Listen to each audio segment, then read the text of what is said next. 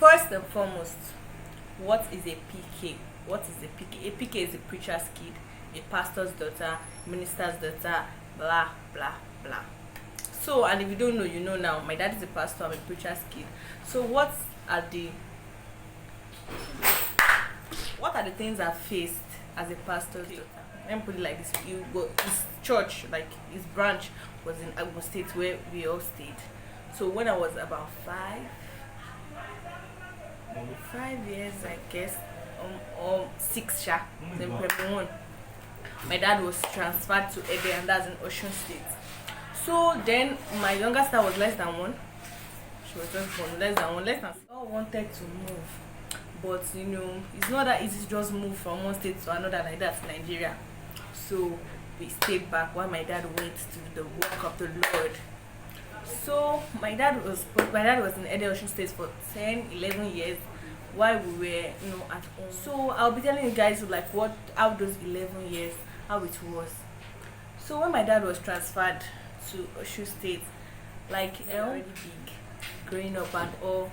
So the relationship, is as I'm saying, it was not just like I used to hardly see him then, but we used to go for holidays, meet him and all. So it's as if I've been making sacrifices for God from when I was small, because I was not getting with my daddy every time. That's one of the many effects. Then I was having a strained relationship with my daddy. Always getting along was not easy. That one went. Then another thing that another effect that being a PK has had on me was high expectation from others. Other people, they always feel you're a pastor's daughter. They don't think that I'm a human being like them, especially adults. Other people understand what I'm trying to say. Adults, maybe we do something, they're I'm a pastor now.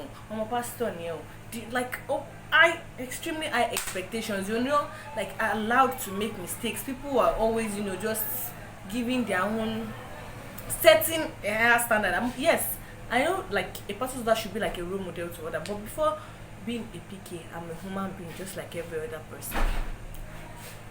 For example, church, things other people can do, maybe even wearing trousers.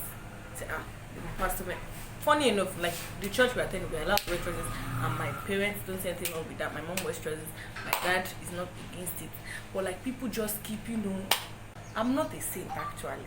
I'm not even close to being a saint. I've made mistakes, I've done stuff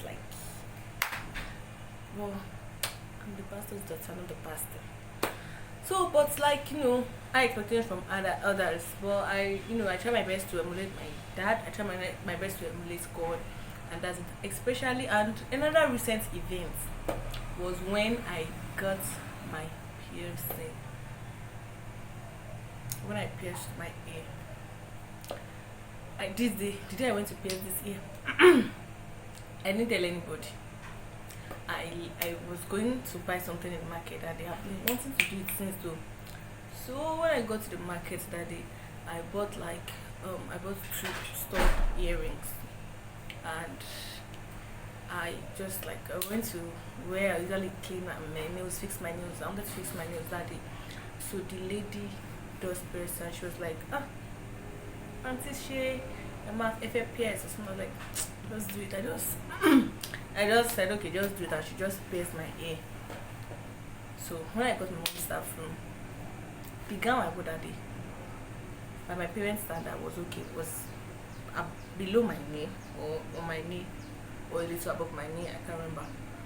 So I got there, and then one of my mom's not friend, but staff room was like, this gown you wore, this is shaking it con. Well, they say respect your elders. Someone cannot do. I just said, okay, ma'am, sorry, since that day, it's not active. My following my go. I just said that, I won't wear it again. Out. I didn't wear it out. So my mom, she saw the piercing. She thought I was joking. That I just I bought this earring that used to have double store, you get what I'm saying, Sha? So that day went. People will say when did you pierce your pinna? The other days you call it pierce your ear. You are a pastor's daughter. You are this, you are that. Why? You have two persons. Why can't I have? Till now, I don't know. My daddy hasn't said anything about it. I don't know if he has seen it. Till now, my dad hasn't said anything. I don't know if he has seen it, but I know he has seen it before. He hasn't said anything. But what I'm saying is that as far as this does not stop you from going to the kingdom of God, I think you should stay out of my business. I think you should keep your mouth zipped. If it does not add to your life, mind your business. Make I mind my own business. One incident was when I was going to the university and I bought an anklet. This day, I went to the market with my mom to get my stuffs for school, like pots and all. So I bought an anklet. She was there. I bought it silver. It's not even the chain type. I bought it and I wore it. So I went to church. Then I snapped with it. My mom posted a picture. They did not allow her to rest. They're like, Kuma wo, Kuma shiga, Kuma shamu, and my dad didn't like it too, so I had to stop wearing it apparently. But like, it's just because they just feel like a PK shouldn't do that, but other people can do it. As far as it's not a sin, I don't have. It's the same. How will I say it? It's the same way God will judge me that God will judge another person. So as far as I'm doing something that I know that okay, it's not a sin. Even if by your standard it is a sin, it's not your business. You zip, period. So after my daddy left the Ocean State, for 11 years now, I've been with my friends in like the headquarters, Enugu State, Southwest there, with my friends, childhood friends. That's where I was born. Everything was interesting. I see that was not enough. When I got to SS2, they transferred my dad back to Abeokuta in another branch. So we had to leave the branch I was going. See, oh Jesus, Jesus. It was that's one of the hardest decisions that I've made in my life. I left my friends and I changed church. There are wonderful people in the church I changed to, but it's nothing like being in the former church where people that you grew up together. Oh God, it was not just school derby. It was not like the same. So after 2.5 years or 3 years, I don't know, he was transferred. Hey, actually, when they broke the news to me in church, my younger sister was there, and they were saying that they should not tell anybody can you come. But my younger sister was there, and as the small girl that she is, she came to tell me, my sister didn't know the branch that time, so I was rejoicing. I was like, oh, okay, we'll leave Ogun State and all, until I heard where they transferred my daddy to Idioko. God, I didn't know. I had mixed feelings then. When there's a father in the house, everything is always street. I was like, okay, everything will lean in that. I'll be with my mommy. My mom and I are much closer. With my mommy, we do this for me and mommy. Mama, yours, mommy, alone. And my dad went. And just like that, my mom said she was going to. She packed her bag and baggages. She got the transfer and she moved with my dad. I have what we call separation anxiety. It's not a syndrome, but separation anxiety. I used to have that when I'm separated from my mom. So today she told me, I cried and cried and cried. I was like, well, you'll be fine. You're not a child. You'll soon be 19. All this hard girl shit. She came. When I saw life without my mom and my daddy, not my brother. They always give us money. Literally every 2 days we get money. But it was good. I don't know. It was not. I just didn't feel too comfortable with it. So I said, okay, they said we'll come and spend Christmas with my dad here. That's what we do. Once my younger sister is on holiday, Christmas, New Year, Easter, by the way, Happy Easter, and all those other stuff, we'll come to my dad's church where we belong. So we came. Then my mom told me that if I want her to live long, I will allow her to move here. I thought that this woman, she's exaggerating. Until I passed this road by myself. I said, God, why is it this place that it just brought my dad to? Sometimes I just like, I was just tired that what's gone.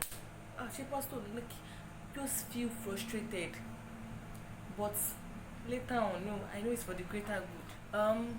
We came, the road was terrible, like the place is close to the border, like just I just felt like there wasn't life in this place, no civilization. Everywhere, the roads were not good, the schools, even the school that I took my mommy to go and visit, everything was just, was not falling in place. Okay, so I got to the church. The church is a very nice place with warm people, so everything was just, just there. And okay, I said, fine, we'll adjust.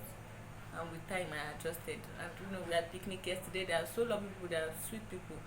One other problem they have here is light. They don't always have light. But what I'm just trying to say is that whatever, as a pastor's daughter, as a preacher's kid, whatever you are going through now, as a result of the sacrifices your father has made to serve God, just know that it's for the greater good, as I've said. One day to pay off. It feels as if you are, sometimes it feels as if you are making more sacrifices. This man, he's used to work of God, he's up and doing, but you are the one that you have to, move out of your comfort zone and all. You always have to learn to sit up tight because people are, looking up to you. You don't want to mess up, but it's okay to mess up sometimes. You don't have to be too hard on yourself when you mess up. But Bible says that let him that stand take it, let it fall. Like when you're trying to say, okay, this one you're trying to help someone up and all, make sure the person doesn't drag you down instead of you bringing the person up. So just everything will just be okay. That's what I'm just trying to say. So thank you for watching. Make sure you like, comment, share, and subscribe. We're on the way to 400 already. Subscribe and turn on your notification bell. Share to your friends. Do everything. You know how it goes. You know what to do. Period. Bye.